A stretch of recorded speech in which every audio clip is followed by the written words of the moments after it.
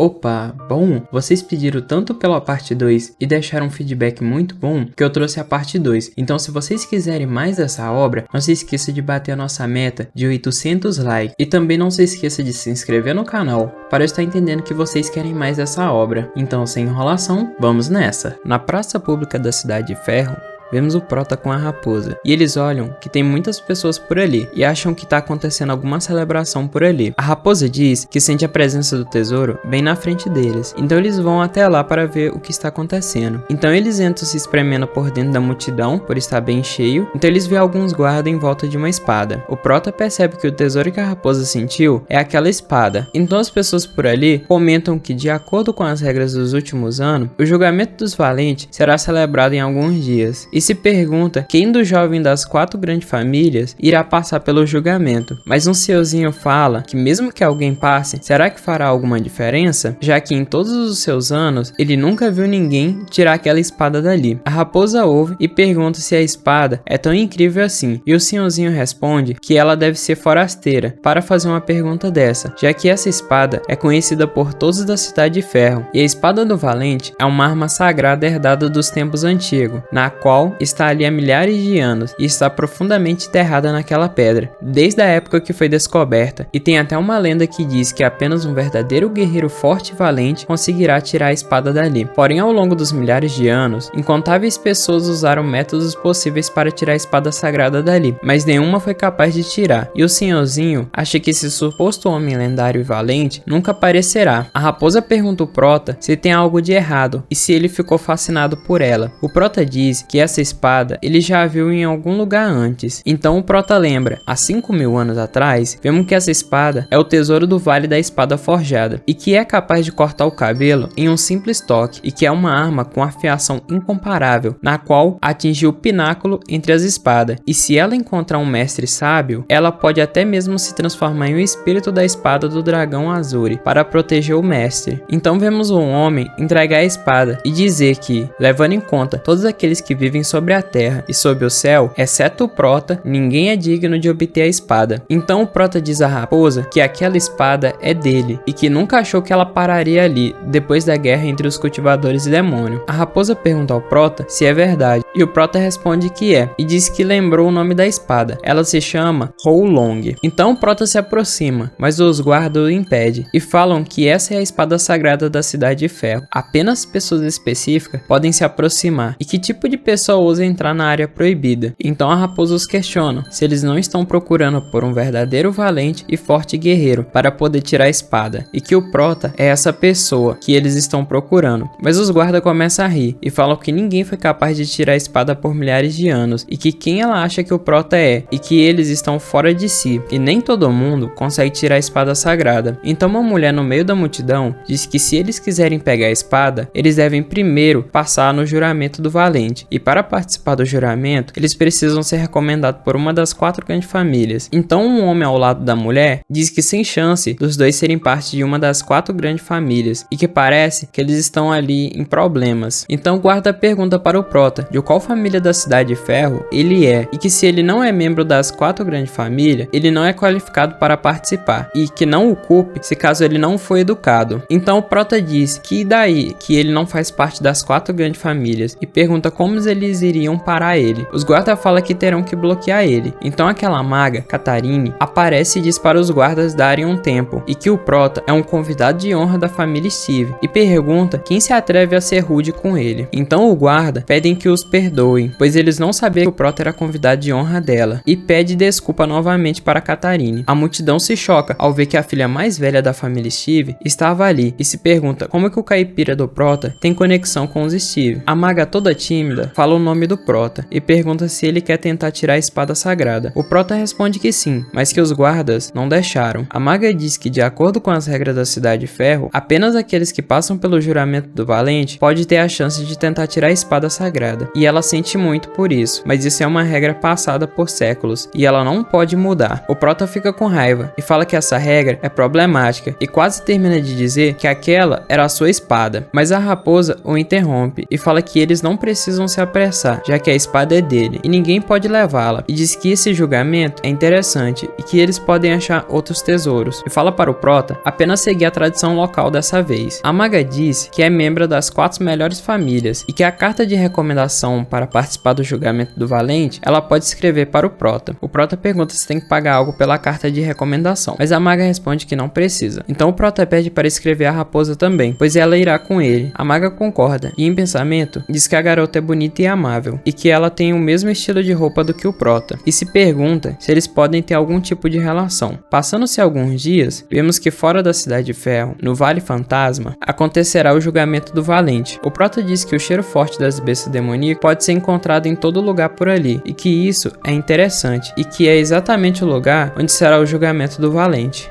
Então vemos que o local está cheio de pessoas para tentar passar no teste. Então vemos uma sacerdotisa dizer que aparentemente todos chegaram para o teste e que ela irá anunciar as regras agora. A sacerdotisa começa a dizer que esse teste requer que todos os participantes se aprofundem no Vale Fantasma. O Prota percebe a presença de Catarine, então a sacerdotisa continua dizendo que eles devem trazer de volta os 3 núcleos demoníacos que foram espalhados previamente pela igreja, e que os núcleos demoníacos são os tesouros mais preciosos de uma besta demoníaca e que eles possuem um valor extremamente alto. A igreja da Santa Cruz deixou 3 núcleos demoníacos com uma besta de rank 3. Então descobrimos que o rank psíquico dessa sacerdotisa é B e que seu nome é Mel. A sacerdotisa disse que amanhã, por volta do meio-dia, eles devem trazer os núcleos demoníacos para passarem no teste. Algumas pessoas naquele local se chocam ao saber que tem bestas de rank 3 por ali, e que isso é perigoso demais, e é capaz de eles serem eliminados ali. Outra pessoa diz que tem apenas 3 núcleos, o que significa que no máximo 3 pessoas passarão no teste, e pergunta se essa condição não é rigorosa demais. Então vemos um cara chamado Cal dizer que pensou que o desafio seria mais difícil, e que esse tipo de nível para a família Onassis não é problema algum. Seu rank de poder psíquico é C. Então outro cara chega por trás de Cal e diz para ele não comemorar tão cedo, que se esse teste que acontece a cada 3 anos fosse tão fácil, não teria poucas pessoas participando, pois se você falhar, trará vergonha para sua família. Esse cara é da família do Ponte e seu nome é Meyer. Seu rank de poder psíquico é C também. Vemos uns caras cochichando que os 2 participantes mais promissores desse teste são Meyer e Cal. Eles estão se enfrentando diretamente, então será um bom show isso. Ambos são gênios e eles se perguntam quem sairá vitorioso ali. Então fala que o do Ponte são uma das famílias de destaque da Cidade de Ferro, e como Meia é um deles, bem provável que seja o mais forte. Cal se irrita com isso, enquanto Meia dá uma gargalhada. Outra pessoa diz que na opinião dele, Meia não só vai passar no teste, mas talvez consiga tirar a espada sagrada. Então Cal e Meia se encaram, e em pensamento, Meia fala que Cal ouviu que ele é reconhecido como o candidato mais forte e que Cal nem chega nem perto. Cal em pensamento diz que esse idiota do Meia é com certeza o seu maior adversário ali, mas manda ele não ficar muito orgulhoso, pois obter o núcleo